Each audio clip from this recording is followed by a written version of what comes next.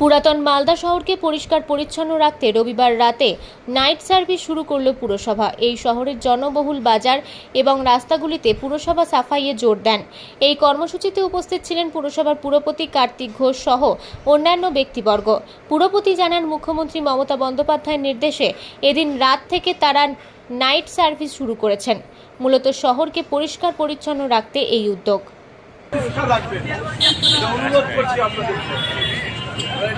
মুখ্যমন্ত্রী আমাদের প্রিয় মুখ্যমন্ত্রী মমতা বন্দ্যোপাধ্যায় নির্দেশ দিয়েছে যে বিভিন্ন রকম যে নিজেদের এলাকায় যে স্টলগুলো রয়েছে, হকার ভাইরা রয়েছে, প্রতিদিন তারা হকার ভাইরা ফুটপাতে দাঁড়িয়ে এবং ব্যবসাটা করে এবং তারা আমরা দেখেছি বর্জ্যটা রেখে দেয়, নোংরা আবর্জনাটা রেখে দেয় পাশে। আমরা সেই জায়গা থেকে দাঁড়িয়ে তাদের যে নোংরাগুলো আছে, যে দোকানের যে নোংরাগুলো আছে, স্টলের যে নোংরাগুলো আছে, নোংরা আবর্জনাগুলো, সেগুলো আমাদের যে নাইট সার্ভিস, সেই নাইট সার্ভিসের মাধ্যমে আমরা আমাদের সুইপাররা থাকবে, সুপারভাইজার থাকবে এবং তারা সেখান থেকে কালেক্ট করে নিয়ে সিগ্রিগেশন করে বিভিন্ন ডাম্পিং করতে পারবে।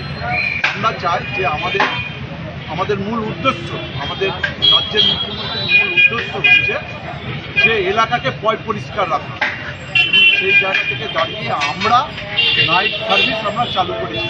আমাদের বিশেষ করে আমাদের সবচেয়ে গুরুত্বপূর্ণ মোড় মঙ্গলবাড়ি মোড়, সেখানটা দেখতে পাচ্ছেন যে বহু হকার ভাইরা রয়েছে এবং আমাদের বুলবুলি মোড় থেকে আরম্ভ করে সদরঘাট থেকে আরম্ভ করে আমাদের নাইট সার্ভিসের মাধ্যম দিয়ে আমরা এটা পরিষ্কার রাখার চেষ্টা করছি।